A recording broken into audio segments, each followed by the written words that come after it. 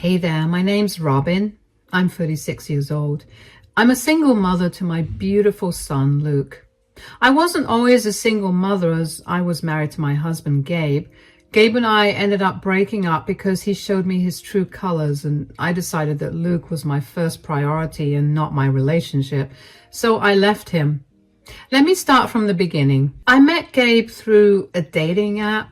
I had always been a career-oriented person, so I never pursued any romantic relationships throughout my life.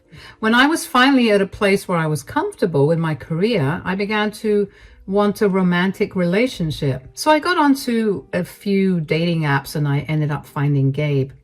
We had great chemistry right off the bat, so we set up a date within 2 days of swiping right on each other. Our date went amazingly well, so we went on at least 20 more before we made our relationship official. We dated for 3 years before deciding to get married. A year after we got married, we decided to start trying for children. One thing that Gabe and I were passionate about was starting a family. We loved the idea of raising children and being the super cool parents we had always wanted growing up. I mean, we loved our parents, but they were strict with certain things that were usually harmless, and we wanted to give our kids the things we never got to have. When we started trying for children, we were very enthusiastic about it. We were excited, but that excitement slowly began to fade. We tried for 6 months and got no results. We did as much research as we could on how to increase the chances of me getting pregnant and tried them, but we still never saw any results. Pretty soon, our lives became consumed with trying to get pregnant. Every day, we would only talk about how wonderful it would be to have kids and what we planned to do with them. After trying for 2 years with no results, I finally broke down. I had tried my best to be strong and keep going, but the disappointment of not getting pregnant weighed on me too heavily. To comfort me, Gabe told me that we should get our fertility rates tested. We hadn't checked up until that point because I was adamant about nothing being wrong with either of us. I guess I was just terrified to find out what life would be like if one of us, especially me, ended up being infertile. I felt like Gabe would leave me, so I delayed it as much as I could. But eventually I knew that I needed to have some answers or I would lose my mind. So Gabe and I got tested, and within 2 weeks, I got the reports. Gabe was fine. I was infertile. I felt my heart shatter at that. I remember feeling very numb when I saw the results. I somehow managed to tell Gabe the news. Gabe, the doctor's report came back. Oh, what does it say? You're fine. It's me that's the problem. I'm infertile. Oh, darling. I'm so sorry. We've been through so much these last few years, and it was all because of me. It's true, though. If we had gotten me tested first, we wouldn't have gone through so much if it wasn't for me. I'm a failure. Robin, you are not a failure at all. Are you kidding me? I failed at the one job that's a woman's. We've talked for so long about having children and starting a family, and I've let us down. You're probably going to leave me because of it, and I'd understand if you did. I won't stop you. First of all, just because you're a woman, your job isn't to give birth. You're so much more than that. You're successful and smart and kind, and just because you can't get pregnant, it doesn't mean that you're a failure. Secondly, I'm not leaving you at all, no matter what. Your infertility is not going to change us. But what about starting a family? Aren't you the least bit upset that we won't be able to do that? Who says I'm not upset? I am. I just anticipated one of us being infertile, so I'm not too sad. I guess I prepared myself for this and made peace with that fact. That's sadder than anything I've said so far. I feel horrible. I don't know what to do anymore. It's sad, but because I made peace with it, I can comfort you now. You don't have to worry about a thing. We're going to get through this, okay? Getting through this won't change the fact that we can't have kids. Who said we can't have kids? What do you mean? Babe, getting pregnant isn't the only way to have a child. If you're thinking of various treatments, we don't have that kind of money. No, silly. I mean, we could always adopt a child. Oh, you're okay with that? Why wouldn't I be? As long as I get to raise a child with you, it doesn't matter whether the child is related to me by blood or not. The entire reason we started trying for a child was so that we could start a family. So, are you okay with adopting a child? Of course I am. I would love to give a child who couldn't have a better life a great life. See? There's always an answer to our problems. How about we go out for some movies and dinner to cheer you up? We can properly look into adoption and get ourselves prepared for the mountain of paperwork we'll have to do. That sounds lovely. I'm sorry I was such a mess. I just didn't know what to do with myself. Hey, it's okay. Starting a family was all we've been talking about for years, so it's understandable why you were so upset. But as your husband, it's my duty to be by your side and cheer you up. Nothing you say or do will change that. I got really lucky with you, huh? You sure did. Now, go get dressed. We'll leave in an hour. At that time, I truly felt like I had hit the lottery by finding a man as amazing and understanding as Gabe. He knew just how to calm me down and comfort me. He didn't leave me. Instead, he made sure to reassure me in 1,000 ways that he was never leaving me, even when I presented him with the option too many times after that conversation. Sometimes, when I think back on these times, I feel a little guilty for not properly checking in on how he felt about the whole thing. I mean, I would ask him how he was doing, but he would only tell me a little bit about it and shift the focus back to me. I sometimes think that if I'd been firmer about finding out how he truly felt, we would have lasted. But at the same time, I don't think me doing that would have changed anything. Anyway, after that day, we got busy with researching adopting a child. We found a good adoption agency and registered ourselves with them. We had to do a bunch of paperwork, and even though it was exhausting, it was very worth it when we were told there was a 3-year-old boy that we could adopt. Gabe and I didn't even have to think before we agreed to adopt the boy. The boy's name was Luke, and he had been abandoned by his parents, so of course I knew that I wanted to give him the best life that I could. Over the next year or so, Gabe and I dedicated our everything to make sure that Luke was a happy, healthy kid. We showered him with all our love and care, and before we knew it, Luke was referring to us as Mom and Dad, and it truly was the happiest moment of our lives. But then, I began to notice changes in Gabe. It was subtle at first. Gabe was suddenly working really late and would only come home after Luke was fast asleep. I tried to get him to reduce his work hours, and he promised me he would, but he never did. When he finally reduced his work hours by a little, he'd come home and refuse to spend time with Luke or me. Luke would constantly ask me why his dad wasn't spending time with him, and I kept making up excuses to placate him. But there were only so many reasons that I could make up.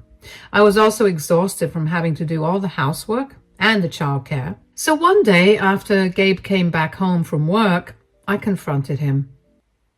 We need to talk. What is it? I really don't have time for this. Yeah, that's the problem. What are you talking about? For the last few weeks, you've not been spending any time with me or Luke. What do you want me to do? I have to work.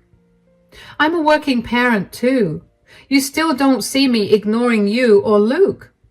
Are you saying that I'm intentionally ignoring you guys? Robin, I work a very physically demanding job, so excuse me for not having any energy to joke around with you guys. I don't expect you to be in a playful mood every day. Maybe just come home earlier or sit for at least an hour with Luke.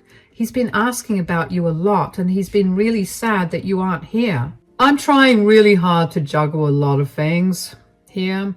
You can't expect me to spend some time doing nothing with a child. A child?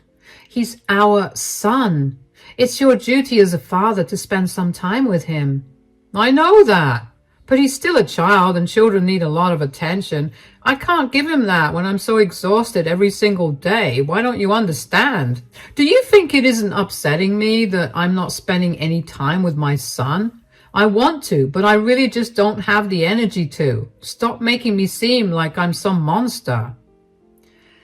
I'm sorry, I didn't mean to make you feel that way. I'm just really frustrated with you not being around a lot. I'm doing most of the childcare, the housework, and my actual job too. I'm overly tired. I just want you to contribute. I understand that you're tired, but I really need you to carve out time for Luke, at least a few times a week. I haven't had any time to myself in weeks, and I've run out of answers to give Luke when he asks me where you are.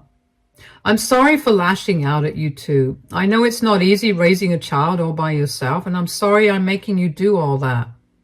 I'll free up at least an hour a day, and I'll take Luke out one day during the weekend. Does that make things better? Yeah, thank you. But I need you to stick to your word. What do you mean? You've told me many times that you'll do things and you've forgotten them after a week of doing them. I'm sorry, like I said, I'm exhausted and my body just works on autopilot most days. I'll try to be more mindful. Good. Are you sure you're only tired from work? I know I was very aggressive with my confrontation right now, but I still care about you. Tell me if there's anything else that's bothering you. We're a team, remember? It's just work. It's getting harder to do a lot of the things I had easily done a few years ago. It's not helping that we're raising a child now.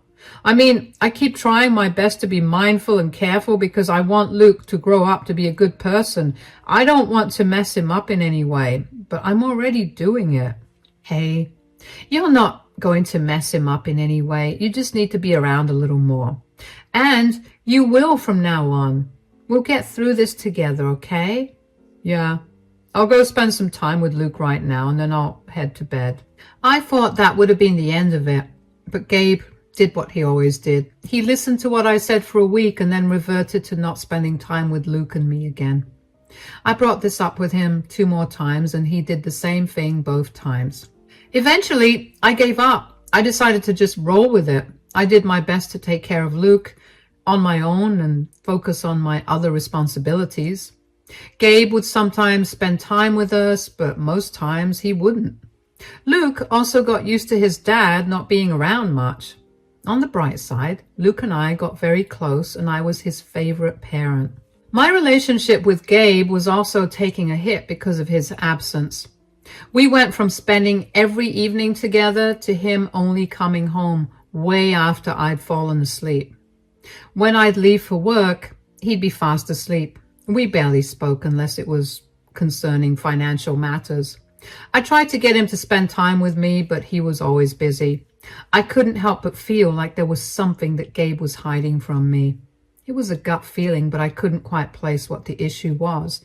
I couldn't even confront Gabe about it because he would not take my gut feeling seriously.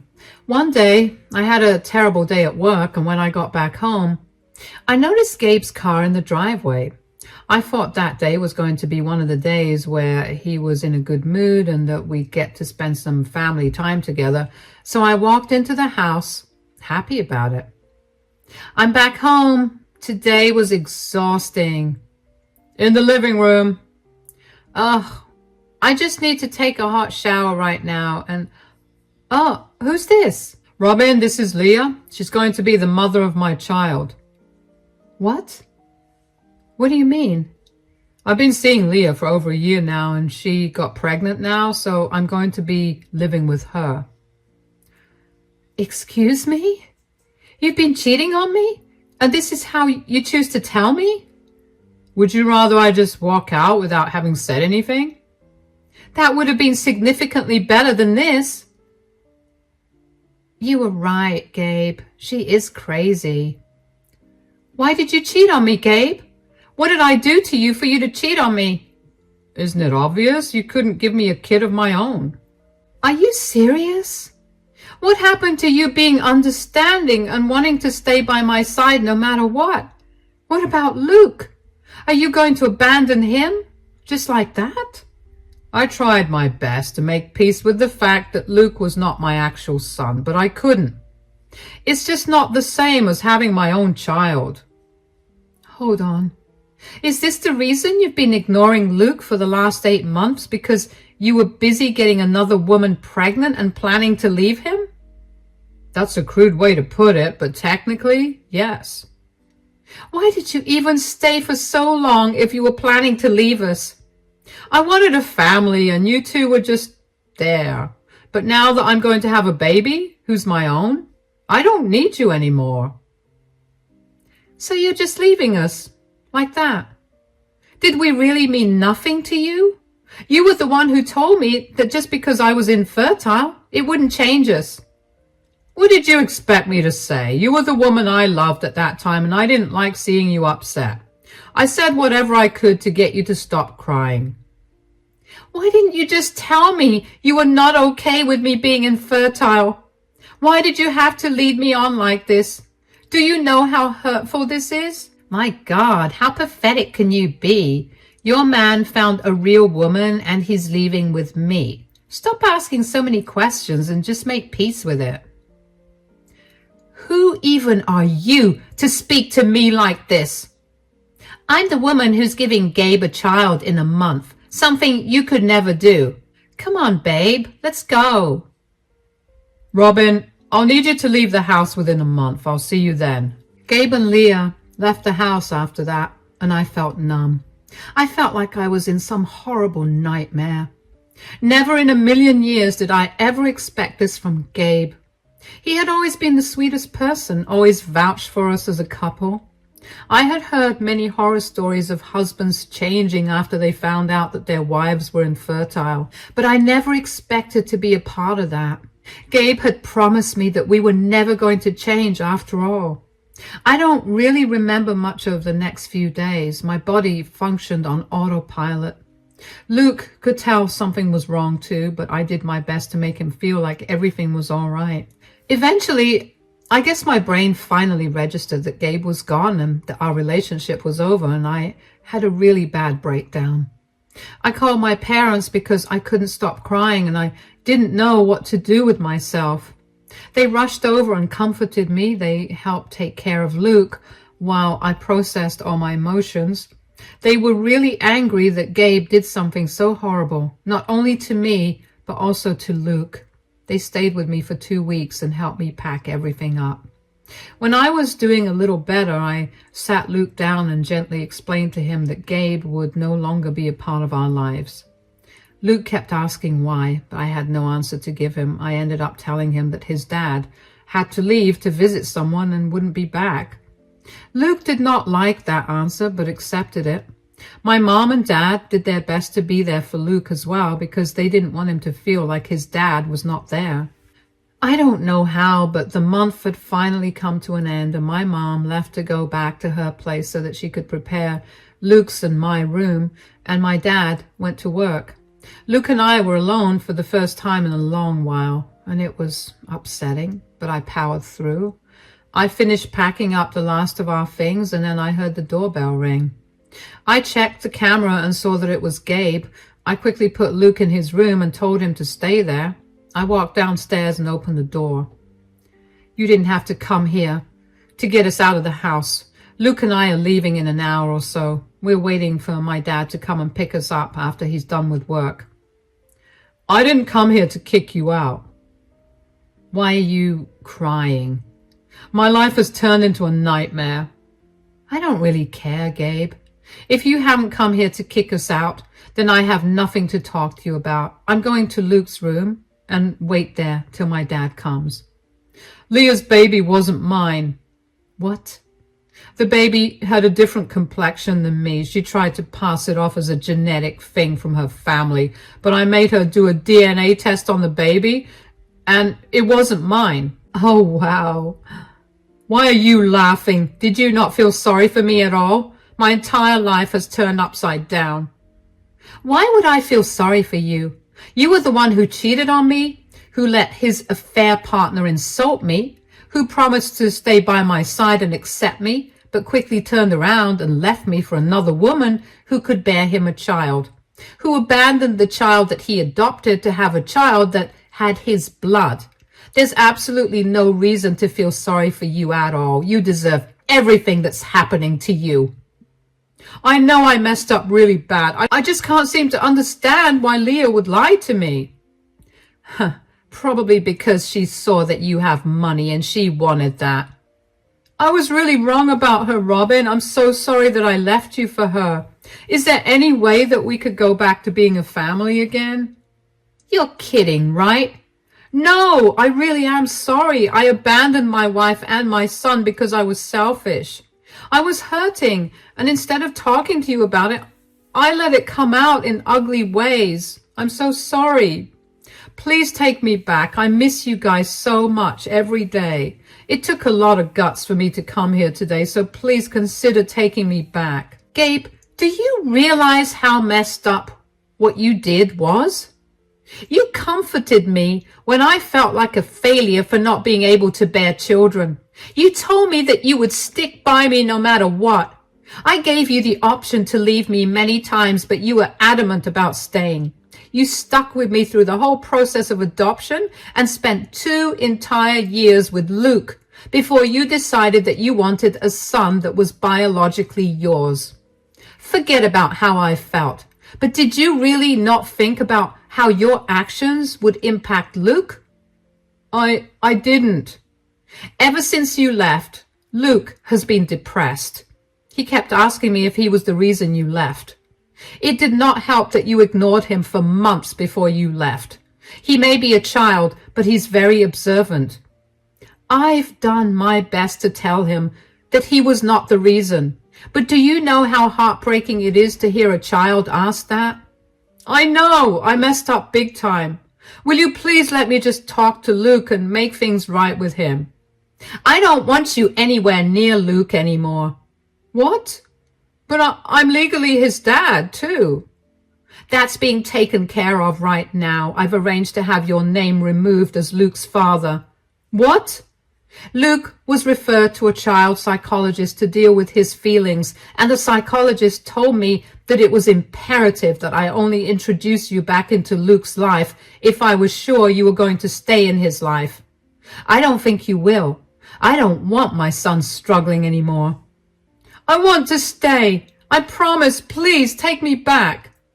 Gabe, you've done enough damage. Please just leave us alone. You already showed us how quick you are to change your mind if you could have a child that was biologically yours. You've hurt Luke and me enough. You deserve to suffer a lot more for what you did to us. You'll be served with the divorce papers soon. Please never contact me or Luke ever again. I went to Luke's room and I locked the door. I was beyond mad. Yet at the same time, I couldn't help but feel happy that Gabe's new life came crashing down before he could even get to enjoy it. It made me feel like, for once, the universe was on my side. I waited in Luke's room with Luke for an hour before my dad called me to let me know that he was there. He saw Gabe in the house and had a stern talk with him about leaving. Gabe tried to fight my dad, but he'd always been intimidated by him, so he left after that. My dad helped me move all of Luke's and my things. Luke was a little upset about moving, but he quickly cheered up after he saw my parents. He loved being with them because they always spoiled him senseless. He quickly forgot that we had moved out of the house, and I was glad that was the case. Gabe kept trying to contact me, but I wanted nothing to do with him, so I ignored him. My lawyer advised me not to block his number so I could use all his texts as proof of his abandonment if needed, which actually ended up being pretty useful because Gabe had texted me 1,000,000 times with apologies for abandoning Luke and me. When he realized that I was not going to respond to him, he began to send angry, mean texts about how leaving us was the best thing he did because he didn't want ungrateful brats in his life. He also said he was glad that he no longer had to take care of Luke because Luke was not his and would never have been if he continued to raise him. When it came time to decide the custody of Luke, I provided the evidence of all of Gabe's texts, and let's just say that Gabe's lawyer did not like that one bit. Gabe ended up losing custody of Luke, and he was taken off as Luke's adoptive parent. It took over a year for the divorce to get finalized, but once it did, I immediately blocked Gabe. I got a lot of texts from Gabe's family calling me a horrible person for divorcing him and taking away his child from him.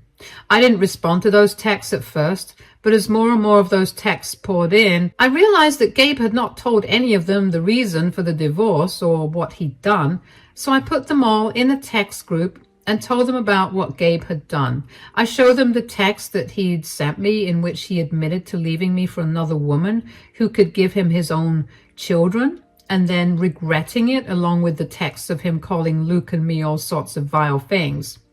All of them apologized to me for everything they'd said and were horrified at what Gabe had done. Gabe's parents disowned him after that, and his siblings stopped all contact with him. Gabe then reached out to me via email to tell me off for exposing him, but it wasn't my fault that he lied to his family about what had actually happened.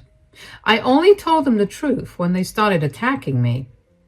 Turns out Gabe had been depending on his parents for financial help after the divorce was finalized because he had spent all his savings on providing for Leah. He paid all her hospital bills and only realized too late that the baby wasn't his.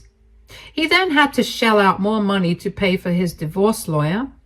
By the time the divorce was finalized, Gabe was flat out broke. He had gone crying to his parents about his lack of money and told them that I had suddenly decided to leave and took Luke with me and begged them to help him out. They had been helping out, but when they found out the truth, they wanted nothing to do with him. Now, Gabe had no one to rely on and had to figure out how to eke out his living. I was more than satisfied with this. Finally, he got what was coming to him. As for Luke and I, we're still staying with my parents. They love him with all their hearts, and they help me out with the childcare, which allows me to focus on working. Luke is a very happy kid and barely asks about Gabe anymore. Whenever he does, he usually just lets it go. I've done my best to explain to him that Gabe is no longer a part of our lives, and he's been a good sport about understanding it. I'm so glad that I've been able to provide a better environment for Luke that I haven't even needed an opportunity to mourn the loss of my marriage. Since I've gone through this, I know that no matter what life throws my way, I'm going to get through it perfectly fine. Thank you for listening to my story.